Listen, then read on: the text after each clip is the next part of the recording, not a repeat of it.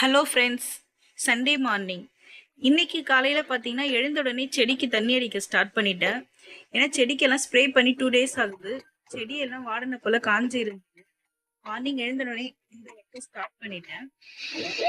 எழுந்து எல்லா செடிக்குமே ஸ்ப்ரே பண்ணி விட்டுட்டு பார்க்கும்போது அவ்வளோ ஒரு ஹாப்பி. பார்க்கவே அவ்வளோ சந்தோஷமா இருக்கும், ஃப்ரெஷ்ஷாக க்ரீனிஷாக இருக்கும்.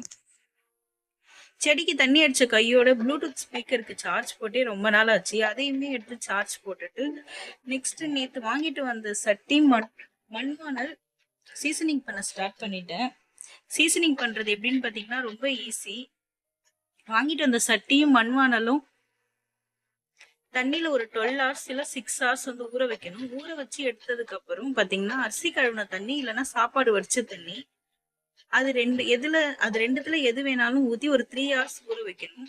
ஊற வச்சு அதை அப்படியே கேஸ் ஸ்டவ்ல எடுத்து வச்சு அரிசி கொஞ்சம் போட்டு கொதிக்க வைக்கணும். அந்த கொதி வரும்போது பாத்தீங்கன்னா அதுல இருக்க மண் எல்லாமே கிளீன் ஆயிடும். மண்ணு டஸ்ட் எல்லாமே கிளீன் ஆயிடும். அரிசி ரெண்டுத்துலயுமே கொஞ்சம் கொஞ்சம் போடும். இந்த பிளாக் கலர் சட்டியில மட்டும் பாத்தீங்கன்னா நம்ம டீ தூள் போட்டு கொதிக்க வைக்கணும். இந்த மாதிரி நம்ம டீ தூள் போட்டு கொதிக்க வச்சு அதை வாஷ் பண்ணும்போது பாத்தீங்கன்னா நல்லா நான்ஸ்டிக் வானல் போல இருக்கும், நம்மளுக்கு யூஸ் பண்ணணும். எல்லாமே ஊத்திட்டு சோப் யூஸ் பண்ணக்கூடாது, சும்மா ஸ்க்ரப்பர் மட்டும் போட்டு வாஷ் பண்ணி ஒரு கிளீன் கிளாத் வச்சு மூணுமே நல்லா கிளீன் பண்ணிடணும். கிளீன் பண்ணிட்டு பாத்தீங்கன்னா ஆயில் அப்ளை பண்ணணும். மூணுத்துலயும் ஆயில் அப்ளை பண்ணி 3 சட்டியுமே கேஸ் ஸ்டவ்ல வச்சு ஒரு மீடியம் ஃப்ளேம்ல ஒரு 10 minutes வந்து ஹீட் பண்ணணும். ஹீட் பண்ணி பாத்தீங்கன்னா நல்லா கிளீனான ஒரு மண் சட்டி கிடைக்கும். நம்ம இதை அப்படியே யூஸ் பண்ணிக்கலாம். அதுக்கப்புறம்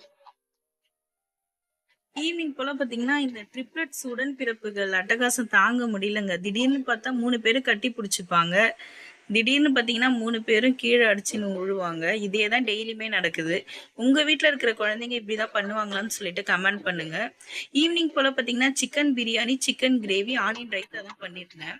இந்த வீடியோ உங்களுக்கு பிடிச்சிருந்தா சப்ஸ்கிரைப் பண்ணுங்க.